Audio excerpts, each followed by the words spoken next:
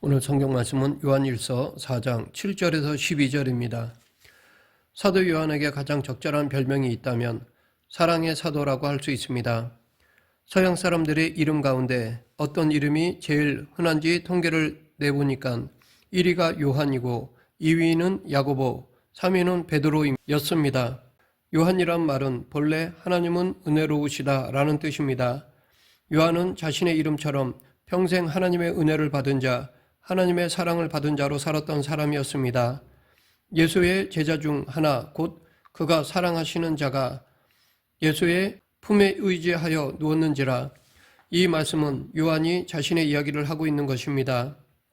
그런데 여기서 자신을 직접적으로 말하기가 조금 이상하니까 간접적으로 예수의 제자 중 하나, 곧 그가 사랑하시는 자라고 표현한 것이라 생각합니다. 이후에도 비슷한 표현들을 볼 수 있습니다. 요한복음 20장 1절 2절 안식 후 첫날 일찍이 아직 어두울 때 막달라 마리아가 무덤에 와서 돌이 무덤에서 옮겨진 것을 보고 시몬 베드로와 예수께서 사랑하시던 그 다른 제자에게 달려가서 말하되 사람들이 주님을 무덤에서 가져다가 어디 두었는지 우리가 알지 못하겠다 하니 마리아가 예수님의 무덤이 빈 것을 보고 베드로와 요한에게 달려가 알렸습니다. 이러한 말씀들을 통해 알 수 있는 것은 요한복음이 예수께서 사랑하시던 제자의 자전적 간증이라는 사실입니다. 요한이 쓴 편지인 요한 1서, 2서, 3서 중에 특히 요한 1서는 이런 사랑의 메시지로 가득합니다. 요한은 야고보와 형제 관계에 있으며 아버지는 수산업을 크게 하던 상인 세베대입니다. 그래서 그는 상당히 부유한 가정에서 자랐습니다. 그러면 어떻게 이런 집안에서 자란 그가 예수님을 믿고 따르는 제자가 될 수 있었을까요? 세례 요한이 예수님을 가리키며 하나님의 어린 양을 보라고 외친 것을 듣고 예수님을 따른 두 제자는 안드레와 요한이었습니다. 그러니까 사도 요한은 그분이 하나님의 어린 양 메시아라는 세례 요한의 말을 듣고 예수님을 믿게 되었던 것입니다.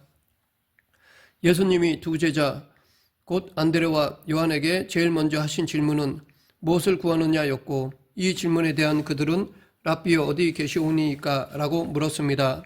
즉 선생님 어디에 사십니까? 라고 물은 것입니다. 그러면 이들은 왜 이런 질문을 했을까요? 예수님과 교제하고 싶었기 때문입니다. 이것은 사도 요한의 생애에서 아주 중요한 계기가 되는 장면입니다. 요한은 처음부터 예수님과 교제하고 싶었고 그분과의 깊은 관계를 갖기를 원했습니다. 예수님과의 사랑의 교제를 열망했던 제자였다는 것입니다. 그는 예수님을 통해서 무엇을 얻으려고 따라갔다기보다는 예수님이 너무 좋아서 그분과 교제하며 그분을 더 깊이 알고 싶어서 따라간 것입니다. 요한은 그의 형제 야고보와 더불어 아주 급하고 열정적인 성격을 가졌습니다. 그래서 이 형제에게 붙은 별명이 우레의 아들이란 뜻을 가진 보아너게입니다. 성격이 천둥처럼 불벼락처럼 급했기 때문입니다. 이렇게 성격이 불같고 과격했던 요한이 예수님을 만난 후 어떻게 변화되었는지를 주목해 볼 필요가 있습니다. 급하고 벼락 같다는 것은 나쁜 성격이라고도 할 수 있지만 이것이 잘 사용되면 뜨거운 열정과 깊은 감성 때문에 오히려 주님과의 깊은 사랑 속으로 들어갈 수 있는 통로가 될 수 있습니다. 급한 성격이었던 요한은 동시에 강한 열정을 가진 사람이었는데 자신을 위하던 열정이 점점 좋게 변하면서 예수님의 깊은 사랑을 갈망하는 열정으로 변화되어 갔습니다. 무엇보다도 요한의 마음을 강하게 울렸던 것이 예수님의 새 계명이었던 것으로 보입니다. 새 계명을 너희에게 주나니 서로 사랑하라. 내가 너희를 사랑한 것 같이 너희도 서로 사랑하라. 너희가 서로 사랑하면 이로써 모든 사람이 너희가 내 제자인 줄 알리라. 예수님의 많은 말씀 가운데 특별히 요한에게 큰 영향을 끼친 말씀은 아마도 사랑에 대한 말씀이었을 것입니다. 우리는 이 요한에게서 유독 사랑을 강조하는 것을 발견할 수 있습니다. 그것은 아마도 그가 사랑이 너무 없었던 사람이었기 때문일 것입니다. 사랑이 없고 과격했던 요한은 예수님과 함께 동고동락하며 말씀을 듣는 가운데 가장 중요한 것이 사랑임을 깊이 깨달았고 그래서 사랑을 강조하게 되었던 것 같습니다. 나의 계명을 지키는 자라야 나를 사랑하는 자니 나를 사랑하는 자는 내 아버지께 사랑을 받을 것이요 나도 그를 사랑하여 그에게 나를 나타내리라. 빈 무덤에 대한 소식을 듣고 가장 먼저 달려갔던 사람은 베드로와 요한이었는데 둘 중 요한이 더 빨랐습니다. 왜냐하면 아마도 나이가 베드로보다 젊었고 사랑하는 마음이 컸기 때문이라고 생각됩니다. 그런데 정작 무덤에 도착해서는 무서워서 그랬는지 들어가지 못했고 조금 늦게 달려온 베드로가 먼저 빈 무덤에 들어갔습니다. 또 흥미로운 것은 요한복음 21장에서도 부활하신 예수님을 제일 먼저 알아본 사람이 요한이었다는 것입니다. 예수께서 사랑하시는 그 제자가 베드로에게 이르되 주님이시라 하니 시몬 베드로가 벗고 있다가 주님이라 하는 말을 듣고 겉옷을 두른 후에 바다로 뛰어내리더라. 여기서 행동은 베드로가 빨랐지만 예수님의 사랑하는 제자 즉 요한이 부활하신 예수님을 먼저 알아보았습니다. 요한처럼 불같고 격정적이던 사람이 주님을 향한 깊은 사랑을 가지고 형제자매를 깊이 사랑하는 사랑의 사도로 변화된 것입니다. 이처럼 격정적이고 불같은 사람이 제대로 변화되어 헌신을 하기만 하면 사랑을 베푸는 놀라운 사람으로 변화될 수 있습니다. 그렇다면 사도 요한은 구체적으로 어떻게 변화되어 갔을까요? 요한이 경험한 인격적인 변화를 보면 그가 균형을 찾아가는 과정이라 할 수 있는데 사도 요한은 세 가지 면에 있어 균형을 찾아갔습니다. 첫째, 야망과 겸손의 균형입니다. 마가복음 9장에 보면 제자들 가운데 논쟁이 일어났습니다. 그 논쟁의 내용은 서로 누가 큰가에 대한 것이었습니다. 다른 복음서에도 보면 논쟁이 주도적 역할을 했던 사람은 야고보와 요한 형제였습니다. 이렇게 제자들 간에 서로 논쟁을 벌이고 있을 때 예수님께서는 자리에 앉으신 다음에 제자들을 불러놓고 누구든지 첫째가 되고자 하면 뭇사람의 끝이 되며 뭇사람을 섬기는 자가 되어야 하리라 라고 말씀하셨습니다. 야고보와 요한 형제는 야망이 많은 사람들이었습니다. 그 중에서도 특히 요한이 더 그랬습니다. 하지만 예수님은 그런 야망을 가지고 먼저 섬기는 자가 되라고 하셨습니다. 요한은 자기의 야망을 극복하고 섬김을 배워가기 시작하였습니다. 둘째, 진리와 사랑의 균형입니다. 요한은 또한 진리에 관심이 많은 사람이었습니다. 하지만 그에게 사랑은 없었습니다. 그런데 예수님을 깊이 경험하고 성숙되어 가면서 그는 진리뿐 아니라 사랑의 사람이 되어 갔습니다. 이 사실을 알 수 있는 대표적인 사건이 마가복음 9장 38절에 나옵니다. 요한은 예수께 선생님, 우리를 따르지 않는 어떤 자가 주의 이름으로 귀신을 내쫓는 것을 우리가 보고 우리를 따르지 아니하므로 금하였나이다 라고 하였습니다. 이때 예수님의 반응은 금하지 말라. 내 이름을 의탁하여 능한 일을 행하고 즉시로 나를 비방할 자가 없느니라. 우리를 반대하지 않는 자는 우리를 위하는 자니라. 이 말씀은 곧 마음을 넓게 가져라. 사람들을 포용할 줄 알아야 한다. 사람들을 품을 줄 알아야 한다 라는 것입니다. 예수님의 이런 교훈을 받으면서 요한은 점차 많은 사람들을 포용할 줄 아는 사랑의 사도로 변화되어 갈 수 있었습니다. 셋째, 영광과 고난의 균형입니다. 야고보와 요한의 형제는 예수님에게 자기 어머니까지 모셔와 예수님이 왕이 되시면 한 사람은 오른편, 한 사람은 왼편에 앉혀달라고 청탁하였습니다. 그때 예수님은 너희는 너희가 구하는 것을 알지 못하는도다. 내가 마시는 잔을 너희가 마실 수 있으며 내가 받는 세례를 너희가 받을 수 있느냐라고 말씀하셨습니다. 여기서 예수님이 마시는 잔은 고난의 잔이고 예수님이 받는 세례는 죽음을 뜻합니다. 즉 영광을 원한다면 먼저 고난을 받을 줄 알아야 한다는 것입니다. 실제로 그들은 나중에 그렇게 고난과 죽임을 당하였습니다. 이처럼 요한은 영광과 고난의 균형을 찾아 나서는 삶을 살았습니다. 이렇게 변화된 사도 요한의 사역을 보면 네 가지 단계로 나눌 수 있습니다. 첫째, 예루살렘 중심의 사역 단계입니다. 물론 갈릴리에서 예수님을 따라 나섰지만 본격적인 사역은 예루살렘 중심으로 벌어집니다.